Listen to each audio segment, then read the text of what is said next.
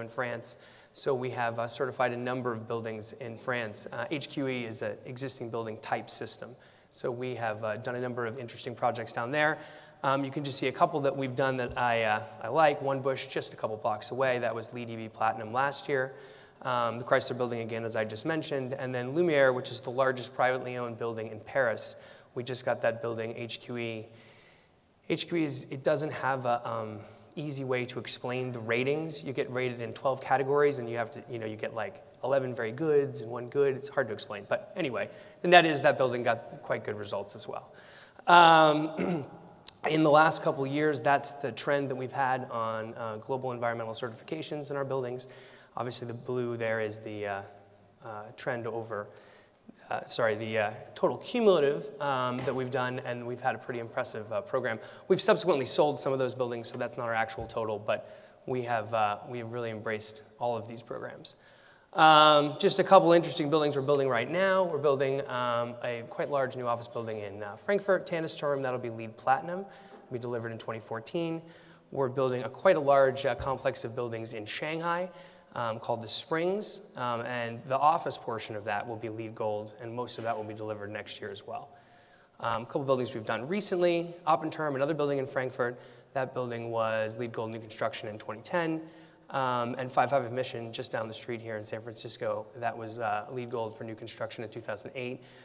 Subsequently sold that building. So this is the last slide I have, and this is where I want to kind of just spend a moment to talk a little bit about, so why do we care? Where does Tishman Speyer's desire to do this come from?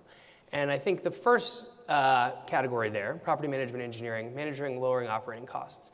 That's something we've been focused on since we started operating our company.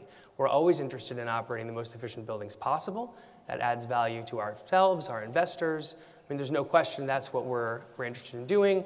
We have a large in-house engineering department, obviously within every building, but also corporate. So we have a lot of folks looking at that. And we certainly have really kind of pushed that along in the last couple of years. Just in the last year, we have taken every building we have in the United States and switched our utility meters over to pulse meters, and we now can look at the real-time performance of our entire portfolio live in New York or wherever that might be. And we can track over time exactly how well the buildings are moving.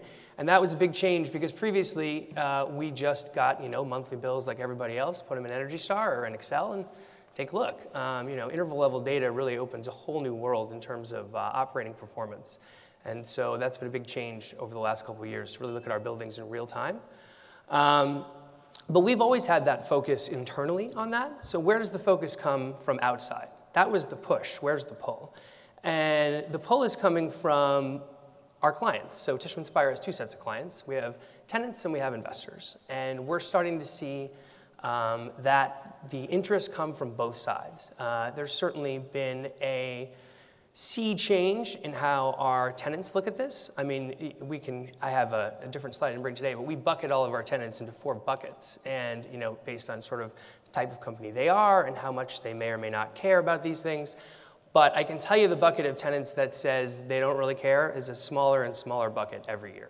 I'm not going to tell you those tenants don't exist. They certainly do, but those folks are diminishing in their number every year.